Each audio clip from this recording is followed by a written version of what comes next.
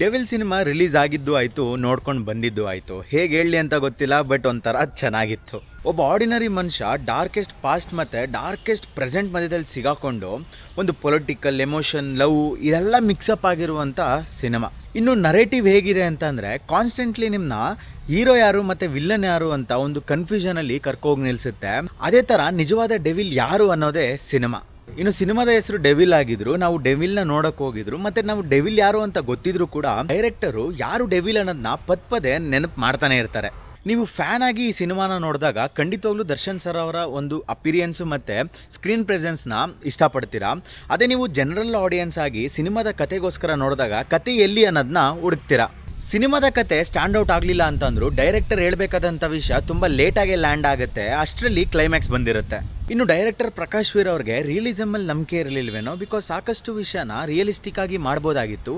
ಮತ್ತು ಸಿನಿಮಾ ನೋಡಿದಾಗ ಒಂದು ಯುನೀಕ್ನೆಸ್ಸು ಮತ್ತು ಕ್ರಿಯೇಟಿವಿಟಿಗೆ ಸ್ಪೇಸ್ ಇಲ್ಲ ಅನ್ನೋದು ಗೊತ್ತಾಗುತ್ತೆ. ಸಿನಿಮಾ ಒಂದು ಪೊಲಿಟಿಕಲ್ ಕಾನ್ಫ್ಲಿಕ್ಟಿಂದ ಶುರುವಾದರೂ ಕೂಡ ಒಂದು ಪ್ಲಾಟ್ ಟ್ವಿಸ್ಟು ಖಂಡಿತವಾಗ್ಲೂ ನಿಮ್ಮನ್ನ ಸರ್ಪ್ರೈಸ್ ಮಾಡುತ್ತೆ.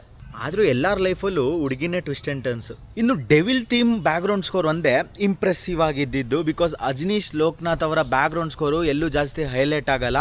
ಈ ಸಿನಿಮಾದ ಬಿಗ್ಗೆಸ್ಟ್ ಡ್ರಾಬ್ಯಾಕು ಕ್ಯಾಮ್ರಾ ವರ್ಕ್ ಅಂತ ಹೇಳ್ಬೋದು. ಬಿಕಾಸ್ ಮೋಕೋಬೋಟಲ್ಲಿ ಒಂದೆರಡು ಸೀನ್ ಇದೆ, ಆ ಮೋಕೋಬೋಟ್ನ ಇನ್ನೂ ತುಂಬ ಚೆನ್ನಾಗಿ ಯೂಟಿಲೈಸ್ ಮಾಡ್ಕೋಬೋದಾಗಿತ್ತು ಅಂತ ಹೇಳ್ಬೋದು.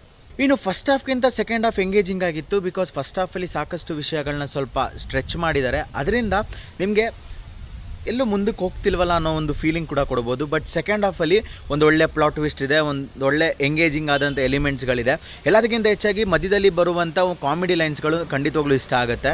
ಟು ಬಿ ಆನೆಸ್ಟ್, ಈ ಸಿನಿಮಾ ದರ್ಶನ್ ಸರ್ ಅವರ ಕೆರಿಯರ್ ರಿಫ್ಲೆಕ್ಷನ್ ಅಂತಲೇ ಹೇಳ್ಬೋದು. ಸಾಕಷ್ಟು ವಿಷಯಗಳು ಅವರ ಒಂದು ಜೀವನಕ್ಕೆ ರಿಲೇಟ್ ಆಗುತ್ತೆ, ಅದು ನಿಮಗೆ ಸಿನಿಮಾ ನೋಡಿದಾಗಲೇ ಗೊತ್ತಾಗುತ್ತೆ. ಇನ್ನು ಡೈರೆಕ್ಟರ್ ಪ್ರಕಾಶ್ ವೀರ್ ಅವರು ಸಾಕಷ್ಟು ಪೊಲಿಟಿಕಲ್ ಗೇಮ್ಸ್, ಪೊಲಿಟಿಕಲ್ ಐಡಿಯಾಸ್ನ ಎಕ್ಸ್ಪೋಸ್ ಮಾಡೋಕ್ಕೆ ಟ್ರೈ ಮಾಡಿದ್ದಾರೆ, ಬಟ್ ಅದು ಪ್ರಯತ್ನವಾಗೇ ಉಳಿದಿದೆ.